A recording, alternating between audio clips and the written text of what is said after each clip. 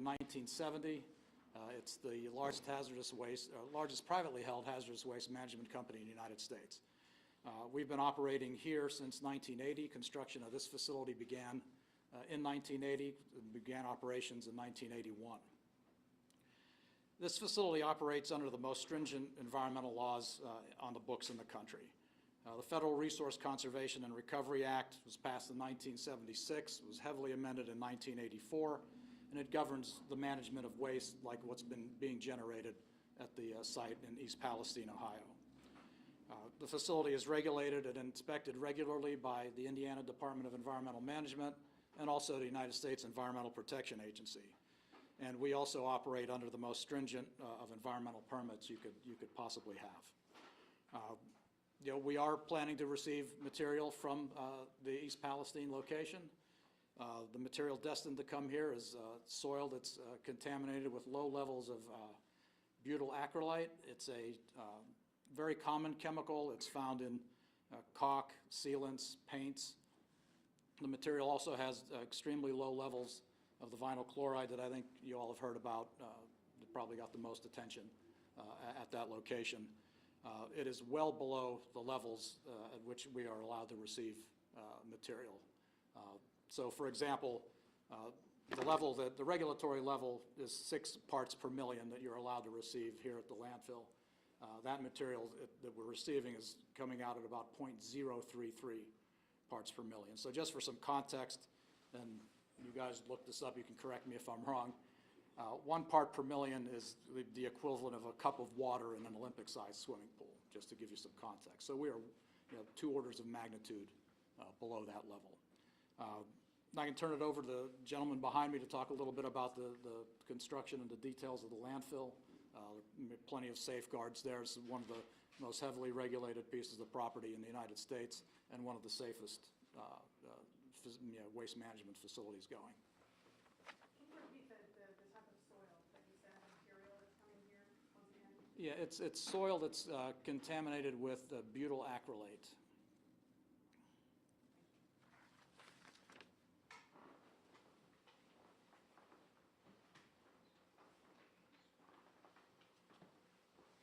So Eric Chris, I'm the facility manager.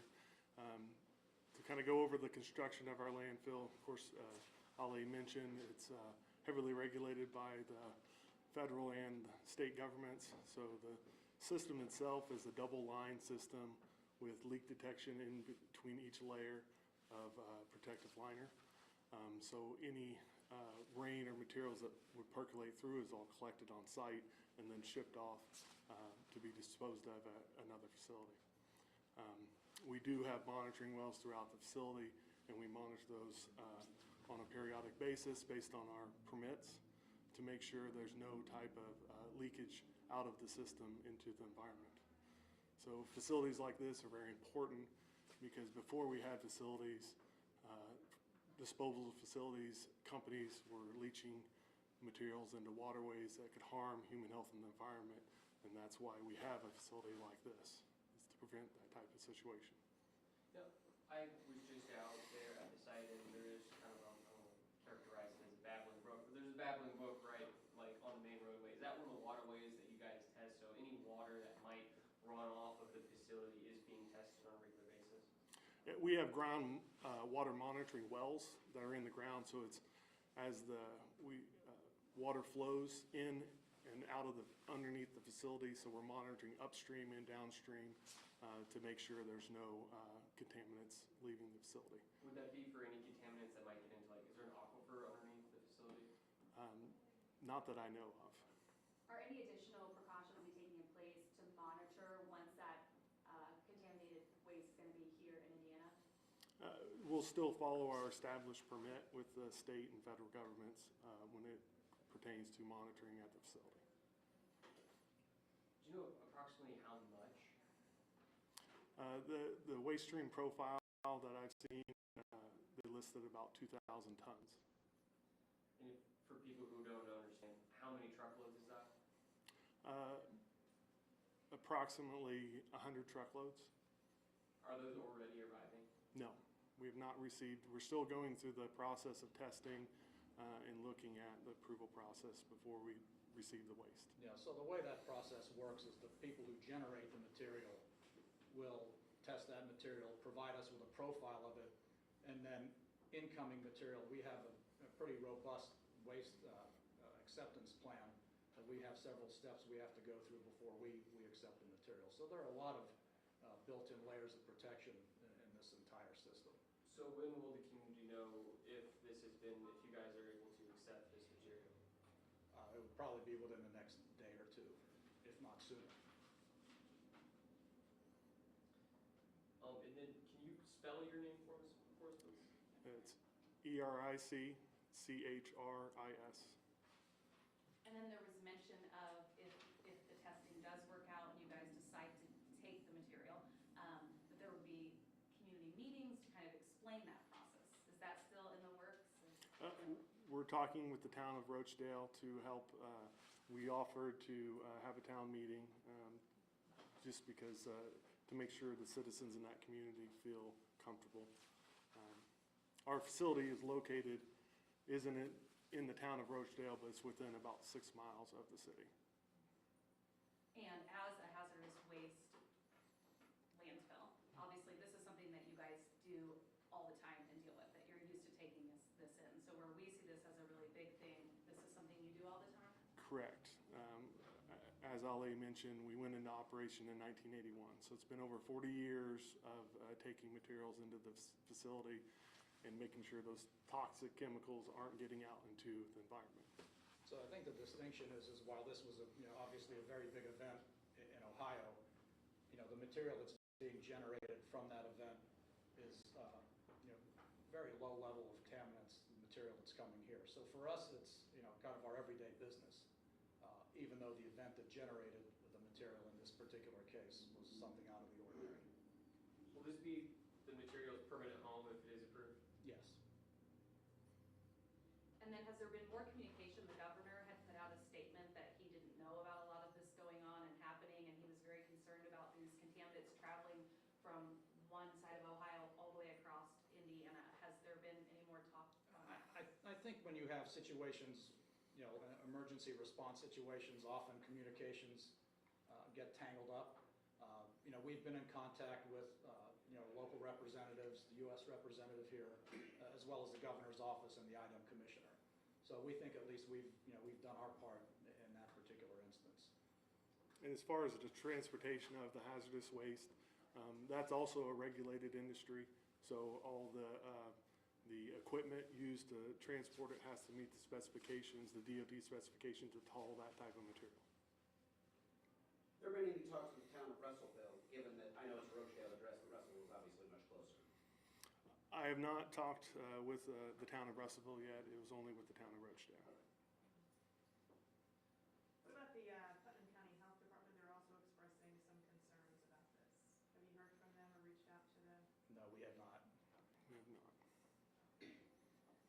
You mentioned, to put this in perspective, it's about 1 cup of water in an Olympic-sized swimming pool. That would be 1 part per million. 1 part per And million. so the level of what's acceptable of the vinyl chloride, for example, in that material is 6 parts per million. Mhm. And what the material is being, the analytical results are coming back at 0.033 parts per million. So how do you make residents feel comfortable, right? Because they have their eyes on Ohio and just the thought of the word toxic, right? Materials coming here. How do you address their? Well, I think you have to look at sort of the exposure scenarios there. I mean, that material was out in the open, it spilled out into the environment. Then they did the controlled burn, I think, which led to the billowing clouds of the black smoke. Here the material is cordoned off and sequestered and covered in a double-line, heavily regulated unit. So there is no exposure to the material here. And, which basically tells me it's really the environmentally responsible thing to do, bringing the material here. Once contaminated, always contaminated? I mean, is there a breakdown process, or is it always going to be contaminated material? It will likely always be contaminated material because I suspect and I don't know the chemistry specifically about the breakdown products of the constituents in this soil, but it's like, the definition of hazardous substance under environmental law is extremely broad. Cooking oil, for example. So, yeah, I would suspect that it would still be considered contaminated. But again, it's sequestered inside that landfill and, completely covered and protected, and doubly so from the bottom.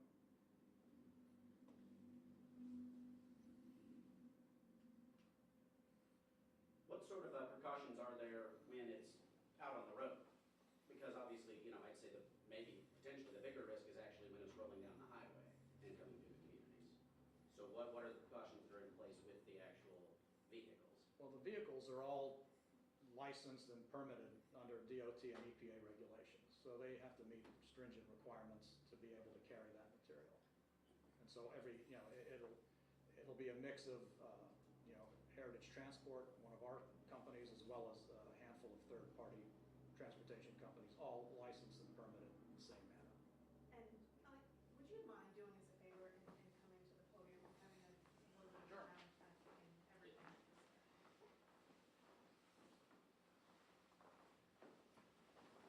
I don't think I've ever been told I'm too quiet.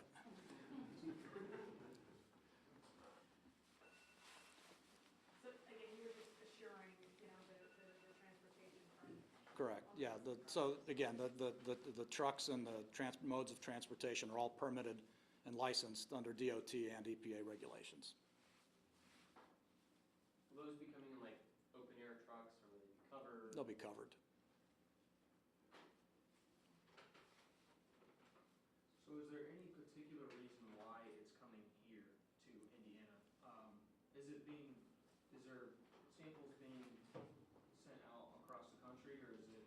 Yeah, we're not the only facility that'll be receiving this material. It's being received in a number of different locations. There's some material that's generated, for example, the water that's captured from the firefighting aspect of the emergency response. That would not be coming here.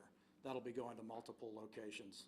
Some of it will be deep well injected at permitted facilities that don't belong to us, or taken to hazardous waste incinerators, of which we own one in eastern Ohio that's about 20 miles from the derailment site.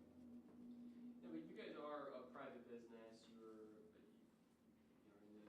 the business of making money. So did you guys bid to take this material? We did. And that, I'm sure that bid process, you were competing against other companies that do very similar things as you guys do. That's correct. Now, as you might expect, one of the more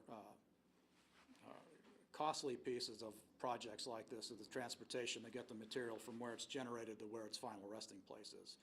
So from an economic perspective and also from a safety perspective, to your point about material being on the road, the less time it's on the road, the better, from a cost and a safety perspective. Do you guys also oversee the transportation process? Will it be your trucks bringing it, or is that? It'll be a mixed bag. Some of them will be ours, but there'll be a handful of third-party, similarly licensed and permitted trucking companies that'll be moving the material. How many days would it take to get 100 truckloads worth of material from there to here? No, I honestly don't know. What was the interest in applying for that bid? Well, a couple of things. I mean, the main thing is we've got the facility that's able to handle that material. Actually, two of them, our incinerator in Ohio and our landfill here.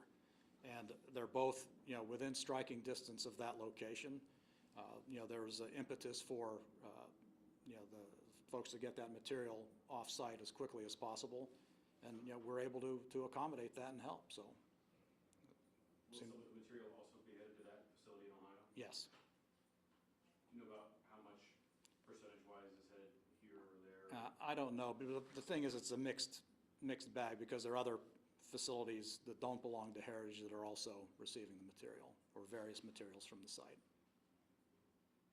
And have you guys worked closely with the Putnam County commissioners before on bringing in things like this? Yeah, we work with them closely, I think, on a regular basis, and Eric would probably be best able to speak to that, but I think we've had a long-standing good relationship with the folks in the county.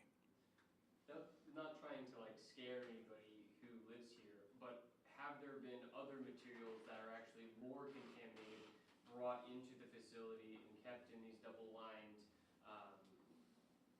storage areas without any incident before? Yes, I mean, there's material that comes in that has higher, levels of constituents in the soil or in the material. Some of that material will have to go to our Indianapolis treatment plant for treatment first, before it's, then from there, it's able to meet the EPA standards to be able to place in the landfill. This is just another job for you guys, the only difference is the attention? I guess that's one way of putting it, yes. But I don't want to downplay, the importance to the folks in Ohio at all. But it's fair to say this level of contamination is not out of the ordinary for what you handle here. No, not at all. Anything else you'd like to add? Anything else we might be missing? I don't think so. I think we've covered the waterfront. Commissioners, do you guys want to weigh in also? I'd say that we do have a monitor. Yeah, if you would.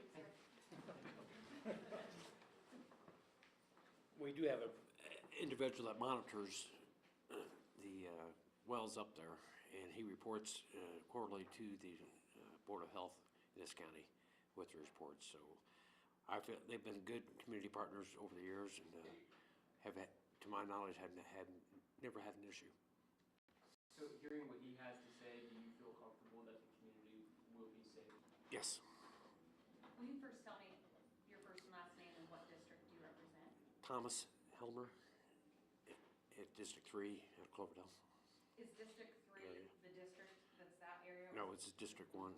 So. Have you guys heard concerns from your constituents as far as this? Obviously, it has been made bigger attention, so have you heard more from this than other things? Yes, we've, like I said, I didn't find out about it until Sunday night, but yesterday with the phone was quite interesting. And there's worries. What were some of the things that you've heard? The biggest thing was the well field for Bainbridge. It's west of Roachdale. And like I said, what I understand is everything's buried in that landfill has got a rubber membrane before it goes down into it. And like I said, to my knowledge, we've never had an issue. So if you're comfortable with this, what are some of the things that you've been telling those people who reach out with their concerns? Listen to EPA, listen to the people at the landfill that I think like I said, it's being monitored by Putnam County. They're being reported, the reports going to the local Board of Health, and everything's up to standards. Would this require more oversight because of the materials coming from Ohio, or do you all fall in line with the same level of oversight? How it's been in the past? No, there would be no difference. Okay. I mean, again, the programs that we operate under are so stringent that there's not a lot of room to be more stringent at this point. Myself and our employees that work there are also part of the community. I would live within a mile of the landfill. You're the podium monitor. So, both myself and our employees that work at the landfill are also part of this community. Everybody lives either in Putnam or Hendricks County.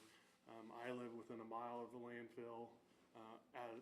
My home site has a freshwater well, and I have no concerns about anything leaching out of the landfill because of the way it's designed, monitored, and upkept. To be honest, because of the public outcry, this is the reason why you're having this press conference today. Obviously, well below the levels of the stuff that you normally take in. So this is more just to kind of reassure the public that everything is, on below board, if you will. Correct. Or Yeah. Above board. Above board. I think above, I guess. Yeah. There's been a lot of coverage on the situation over in Ohio, and they talk about potential contamination of groundwaters. But at the site, and there is no type of protection at the site. It's just sitting above ground where rain can run on it and run the contaminants off of site into waterways. Versus, like we mentioned before, our site is specifically designed to handle type of material, prevent it from ever getting out into the environment. You see yourself as part of the solution here? We do. That is part of our motto, is we want to be solutions people, to help protect human health and the environment. And it's gotta go someplace. Correct. Do we have District 1 Commissioner in the House? Would you like to come up and say your area? It's basically like what Tom and Eric said. Heritage has been a great neighbor and helped to the county through all these, I think it's like, 41 years. And they've been great to work with, no issues. This is my 11th year as commissioner, and we review the tests that an independent neighbor up there, we have a local man tested. Results are fine. We've never had an issue. Just never have. As far as complaints or concerns, yes. And I think it's basically it's the unknown. Okay, they all know Heritage hauls in there all the time, but this is something new.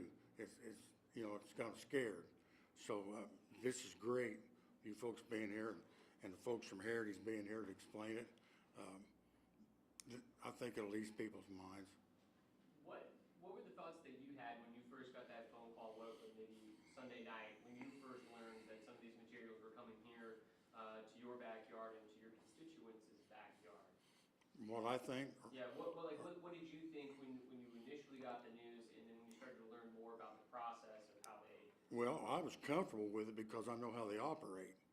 So I was comfortable with that material coming here, knowing that it's going to be handled properly, instead of, like they said, just laying in a ditch and letting it percolate in the ground and eventually leaks into somebody's water. It won't do that here.